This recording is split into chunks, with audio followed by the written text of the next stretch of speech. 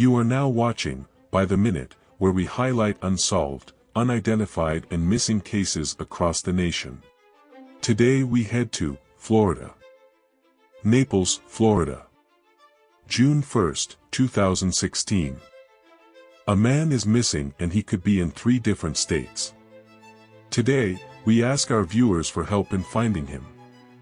Cosmi Guerrero, 53 at the time, worked in construction. Cosmi would be seen sometime in June 2016, around the 5400 block of Carlton Street in Naples, Florida. Unfortunately, he has not been heard or seen since. Cosmi may also be in Georgia or in the Myrtle Beach, South Carolina area. Cosmi is a Hispanic male, 5 feet 3 inches, weighing 180 pounds, with black hair and brown eyes. Cosmi has a mole by his left eyebrow and a tattoo of the name Carmen on his right arm. He also goes by the nicknames Ragin or Raccoon. Cosmi also has had a struggle with alcohol addiction. Cosmi's family misses him dearly and we need our viewers in the Florida, Georgia and South Carolina area to keep a lookout for Cosmi. If you have any tips about the whereabouts of Cosmi, please contact the Collier County Sheriff's Office. Eustis, Florida. February 20, 2015. An elderly neighbor would call police for what seemed to be a mannequin lying in a field near a cell phone tower. It was the evening and an elderly gentleman would be grabbing his mail, but something near him caught his eye. Near a cell phone tower, he thought it looked as if it was a mannequin and wondering was someone playing a joke, but his curiosity would lead him to see what was going on. The neighbor would get closer and realize the mannequin was actually a deceased woman and her body was mutilated. He would rush to call police and they would arrive to West Doane Avenue. Horrific incident. It's one of the worst I've seen in my 28 years of law enforcement. Investigators believe Shelly was likely killed somewhere else, strangled, then brought here. At the scene, they believe her body had been tied to a tree by a red cloth and later put on the ground. She was naked, one of her black boots was found, one sock, her pants, and a jacket, but there was no blood anywhere. Not a drop that we could find. Shelly's face had been removed, a tattoo cut from her body. Eustis police investigators spoke to many witnesses who had seen Shelly and been with her in the days before her murder, but no one has come forward to say exactly what happened to her. I want them to know that, we're doing everything we can, and somebody out there has information for us that can lead us to the person that's responsible for this. Our victim was Shelly Arnold. Shelly was only 24. 3 days before her life was taken, she was last seen walking away leaving her friend's house in Eustis. Investigators need help developing a time frame of Shelly's activities between February 16, 2015 and February 19. Shelly had hopes of starting her life on a great path with heading back to college, and her dreams of a great future were taken away from her. Today her case remains unsolved and the person or people responsible for taking her life are amongst us in our community. Whoever is responsible for this heinous crime needs to be in custody, and together we can get tips that help investigators get us justice for Shelly. Please, if you have any tips about this case, contact the Lake County, Florida Sheriff's Office or Crime Line. Tampa, Florida. November 15, 1971. A woman goes missing and neighbors report seeing her in a car, but eyebrows were raised before police began working her case. Police would get a call for a reported missing person. The woman missing was Marie Dolores Giles, 39 at the time. Investigators would begin tracing Marie's whereabouts and they would get tips. Neighbors would tell police that they would see Marie on November 15, 1971. They would see Marie in her car with her boyfriend, but things did not seem to look normal. Neighbors recall seeing Marie slumped over in her car with her boyfriend around 11 a.m. Police would later get details into Marie's car. Marie's car would be found abandoned behind the Western Auto Store at the Northgate Shopping Center. Marie has not been seen or heard from since. Marie is a black female, between 5 feet 0 inches and 5 feet 2 inches, weighing between 120 to 130 pounds. At the taping of this episode, Marie would be 83 years old. More details into Marie's disappearance can be found when we push to get answers by bringing awareness to her case. Help us find Marie. If you have any tips about Marie's case, please contact the Tampa Police Department. Oklahoma, Florida. May 6, 2009. A man only known to the States for a few months would be later found dead in a wooded area. Police would receive a call for a deceased male found in a wooded area off of CR 48. Medical examiners would determine the man found was Jose Delon, 43, from Guatemala. Jose had not been in the United States but for only a few months before his life was taken. Jose was known to frequent other cities in Florida, and he was not seen for a while before he was murdered. Investigators are looking for tips that will help us get justice for Jose and find the person or people responsible for his murder and place them in custody. Please, if you have any tips about the murder of Jose Delon, please contact the Lake County, Florida Cold Case Team or Crime Line. Palm Bay, Florida. March 25, 1982. It was the afternoon and a train conductor would notice a man sitting near the train tracks. They would immediately sound their horns in order to alert the man to back away from the train tracks. Instead, this warning would only start the beginning to a memory that many will never forget. As the train would approach closer to the man, he would lie down across the tracks, and the train would be unable to stop. The railroad crew would alert police and tell them what happened. Police would arrive to the railroad tracks near Port Malabar Boulevard to begin working the crime scene. At the scene, police would see a familiar face, but they were not able to determine his identity as he had given them different names in the past. Our John Doe was known to stay in the Palm Bay, Melbourne area for about 6 months prior to his fatal accident. He was known to sleep under railway bridges. Investigators attempted a FBI fingerprint match but have received no results. Someone from our community is missing a name. And while the circumstances around why this happened may never be known, but we can make sure his loved ones are aware of this tragic incident instead of being left with a mystery. Help us get the identity of our John Doe and information to his family. Our John Doe is a white male, 5 feet 11 inches, weighing 155 pounds with reddish-brown hair. If you have any tips or know the identity of our John Doe, please contact Brevard County Medical Examiner's Office or the Palm Bay Police Department. Grant Valcaria, Florida. January 9, 1979. A motorhome parked for an extended time at a rest stop would raise authorities' suspicions. When they arrived, they'd step into a double homicide investigation. Workers at a rest stop at I-95 in Grant would find it strange that a motorhome would be parked there all day. Authorities were alerted. Authorities would arrive to the motorhome and attempt to speak with someone inside. But they would receive no response. Police were able to gain access inside and find 2 bodies of a man and female. Inside were Franklin Shoemaker and Patricia Doyle. Franklin and Patricia were both from Delon, Florida, and today their cases remain unsolved. Investigators have not released key details into how the couple was murdered to the public. The people responsible for this double homicide remain in our community without answering for their crimes. They must be held responsible. Help us get justice for both Franklin and Patricia. If you have any tips about this case, please contact the Brevard Sheriff's Office. There is also a reward of up to $5,000 available. Punta Gorda, Florida. November 6, 1979. A young woman working the night shift at a store would be robbed and murdered, and the suspect would get away with only $7. Adele Marie Easterly, 25, worked as an assistant manager at the farm store located off of US 17 in Ridge Harbor. An officer would be in the area working leads on a suspicious car.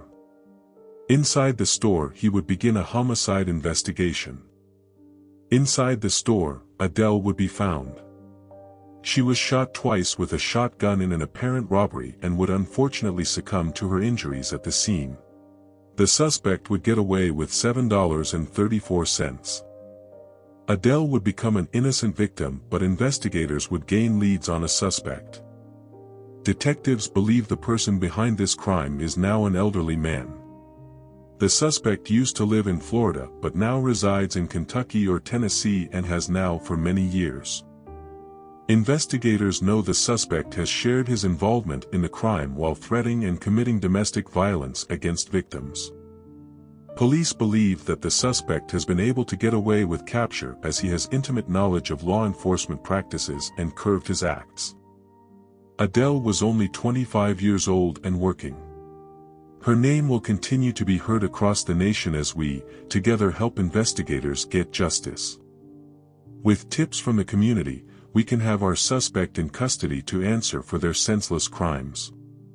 Please, if you have any tips, contact the SWFL Crime Stoppers. There is also a cash reward available of up to $3,000. Fort Myers, Florida. October 10, 2018. A clothing store owner and acquaintance would be gunned down in front of the store. The suspect remains on the loose. It would be the night of October 10, 2018 when police would be called for gunshots to the SunGold shopping plaza. On the way to the scene, police would get another call for a crash on US 41. When police arrived to the crash, they would find two males suffering from gunshot wounds. Of the car police believe a suspect or suspects drove off in after shooting two people in Fort Myers. It was this dark-colored sedan. It was seen going through the parking lot of the SunGold Plaza at 41 and Hanson Street last night after 43-year-old William Merrill and 41-year-old Tori Fulcher were shot. I'm Patrick Nolan. And I'm Shari Armstrong. The victims died from gunshot wounds soon after. 4 News Corner's Sam Sosa is in Fort Myers tonight with a plea from police to help catch the shooter. We are on high alert, of course. I have extra manpower on the streets. Fort Myers Police Captain Jay Rodriguez is calling this a targeted shooting. He says 43-year-old William Merrill and 41-year-old Tori Fulcher were standing in front of this beauty supply store when shots rang out. It's next to the Urban Swagger clothing store, which is owned by Fulcher. Neighboring business owners say he was a father and a good guy. I know him very well. He's a good person. After the shooting, police believe Fulcher and Merrill got into their cars and hopped on US 41, perhaps headed down the street toward Lee Memorial Hospital, and crashed. The road was closed for investigation for several hours. US 41 is back open today, but I want to show you what's left behind on the scene. If you look down here, there's glass shattered, and that came from the car those two victims took off in. And then if we walk over this way, you can see bullets did strike businesses here. Here is one bullet hole on the door of a business marked by an evidence marker. Others in the plaza are shaken by the experience. William Merrill, 43, and Tori Fulcher, 41. Tori was the owner of Urban Swagger clothing store, which was located in the SunGold shopping center. Detectives would work the crime scene and learn that William and Tori were shot in front of Tori's store. Both men would attempt to drive themselves to the hospital but unfortunately would crash. William and Tori would both succumb to the injuries in this shooting. Police would be able to get video footage of the suspect's vehicle. It is described as a dark-colored sedan. It was seen driving through the parking lot around 10:25 p.m. the night of the shooting. At this time, the murderer remains in our community, and together, by raising awareness, we can help get them in custody. If you have any tips about this case, please contact the FMPD or Crime Stoppers. There is also a $3,000 reward available. Lakeland, Florida. September 22, 1974. A woman would call police admitting to a horrible act that cost the life of a man. Today her identity remains a mystery. It was the early morning hours and police would get a call from a woman. She would frantically tell the police that she shot a man at Piper Aircraft. Police would begin to send an ambulance out there to find a man, dead. The man shot was a security guard at Piper Aircraft located at 3482 Airfield Drive. Our victim, Charles Steele, 49, was shot in his left knee and would bleed to death between 5 a.m. and 5:42 a.m. The woman who committed this act did admit that she did something wrong, but her actions caused the death from someone in our community. Today, we hope that this video reaches the woman who did the right thing, but it's now time to face the reality of how one bad thing can change someone's life forever. Your actions caused the death of Charles Steele, and he deserves justice. Together we hope that with bringing awareness, this case is finally solved after 49 years. If you have any tips about the identity of our suspect responsible for the murder of Charles Steele, please contact the Polk County Sheriff's Office Homicide Unit. Orlando, Florida. August 15, 2012. A family awaits justice and answers as to who could commit such a violent murder against a teenager.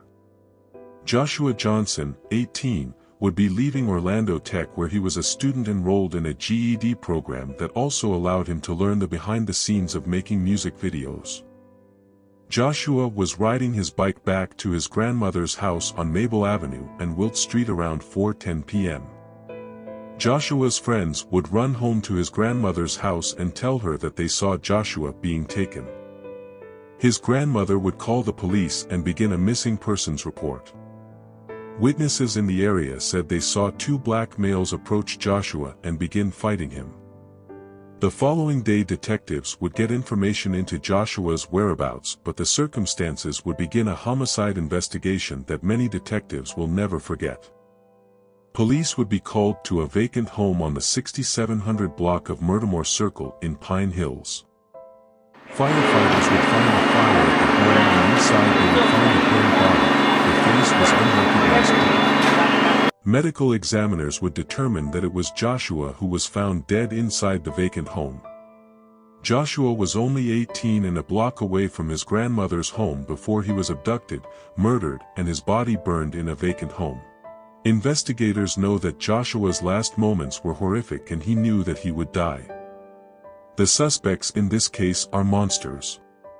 Anyone who would do this to anyone in our community, let alone a teenager, is vicious and needs to be placed in custody.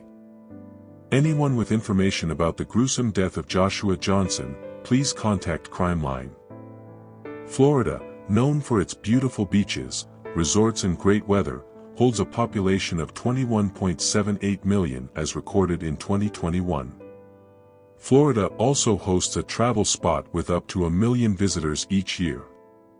The state ranks as number 46 out of 50 in safest across the nation, poverty rate at 12.4% ranking at 2050, and the unemployment rate of 2.7% ranking at number 13. Communities across the nation have members that have lost loved ones to violence or have no update on where they could be. Placing ourselves in their shoes to understand the pain they have left in their hearts would be a disservice. When together, we can make sure they know their family members aren't forgotten and they are not alone in the fight to justice. With each video we get to learn about people from our communities and their cases. But the work does not stop there. We can work together to bring awareness to these cases and help authorities get tips. Become an advocate for victims, justice, and keeping our communities safe. Which we can all do together, by the minute. Thank you for watching, By the Minute. Be sure to subscribe to the channel to learn about more unsolved cases and help us bring awareness. Keep your thoughts and prayers with the families of those covered in today's episode. Thanks for watching. Stay safe.